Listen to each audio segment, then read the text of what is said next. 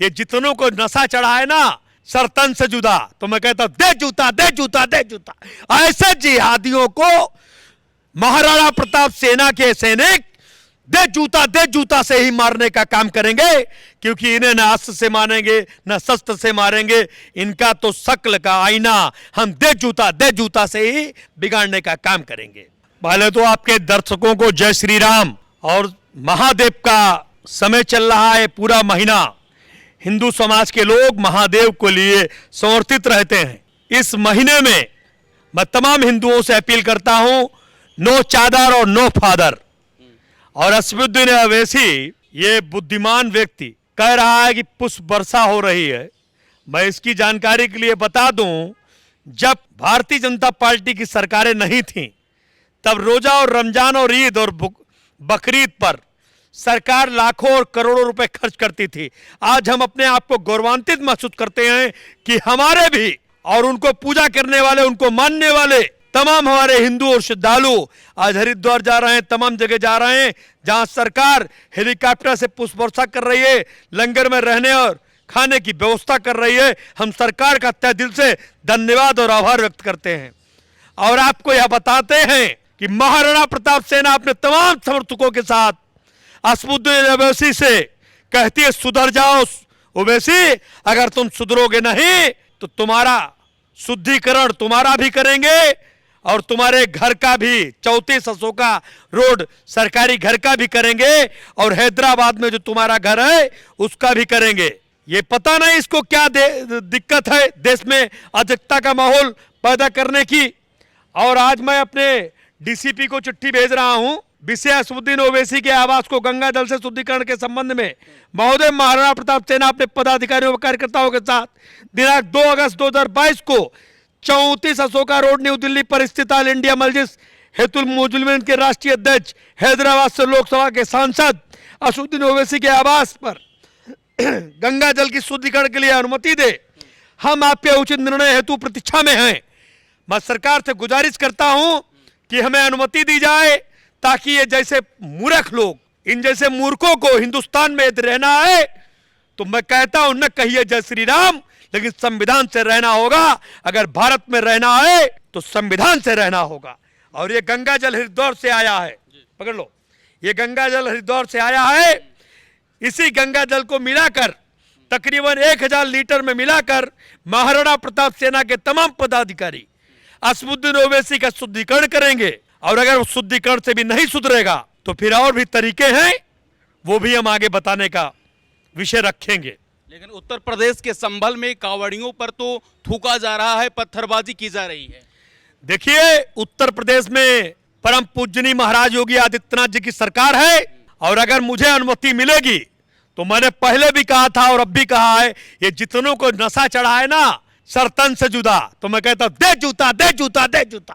ऐसे जिहादियों को महाराणा प्रताप सेना के सैनिक दे जूता से ही मारने का काम करेंगे, क्योंकि इन्हें न अस्त्र से मारेंगे न शस्त्र से मारेंगे, इनका तो शक्ल का आईना हम दे जूता से ही बिगाड़ने का काम करेंगे। लेकिन एक बार आज से फिर सुप्रीम कोर्ट के वकील जिंदल को भी एक धमकी मिली है और उसमें लिखा गया है कि अल्लाह का पैगाम है, सरतन से जुदा तेरा भी करेंगे। धमकियां मुझे भी निरंतर मिली रही हैं। अभी परसों भी धमकी मिली थी। दिल्ली सरकार ने हमें सुरक्षा भी दी है। मैं गुजारिश करता हूं कि उनको भी सरकार सुरक्षा दे और वह अपना संयम रखें, क्योंकि ये जिहादी मानसिकता के लोग भगवा भेष में भी आ सकते हैं, किसी भेष में आ सकते हैं, लेकिन अगर हमारे संपर्क में आ गए तो मैं उनको दे जूता के ही हवाले अल्लाह मियां तक पहुंचाने का काम करूंगा।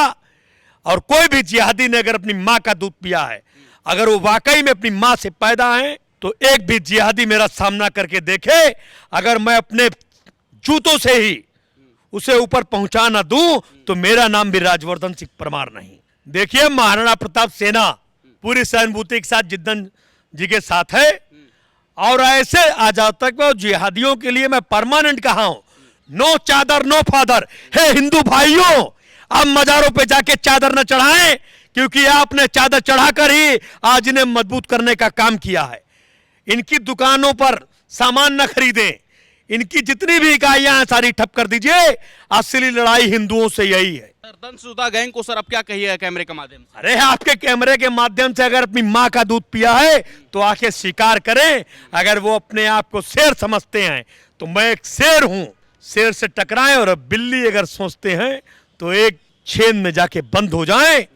और जिस दिन हमको दिख जाएंगे उस दिन हम उन्हें अस्त्र और शस्त्र से नहीं, दे जूता दे जूता दे जूता से ही मारने का काम करेंगे।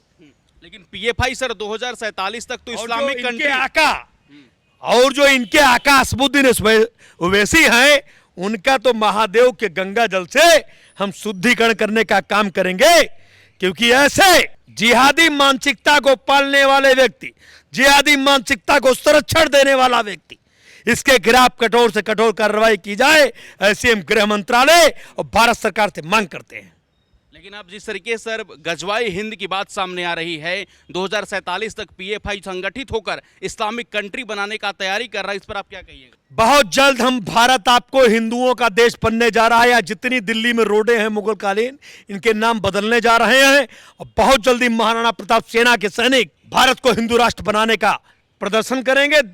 सदन से लेकर सड़क तक की लड़ाई लड़ने का काम किया जाएगा। और आने वाले समय में ये तो जिहादी हैं, इन्हें बकने दीजिए। इनके कभी मंसूबे हमारे जिंदा रहते पूरे नहीं होंगे।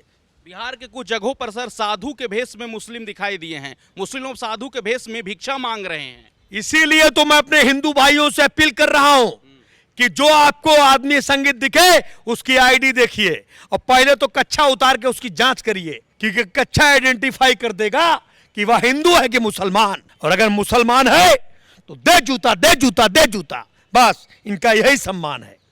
मदरसों को लेकर आपका क्या कहना है सर? जिस प्रकार से मदरसे पूरे इस्लामिक आतंकवादी के केंद्र हैं, इनको तत्काल बंद होना चाहिए। ये सरकार खोल रही है, गैर सरकारें आई, उन्होंने फंडिंग देने का काम किया। आपके माध्यम से रे अपनी माँ का दूध पिया तो पहले जिंदल को बाद में निपटा लेना। पहले राजवर्धन सिंह के पास आके देख, अगर तुझे 2 मिनट में अल्लाह मियां के पास ना पहुंचाया तो मेरा नाम राजवर्धन सिंह परमार नहीं।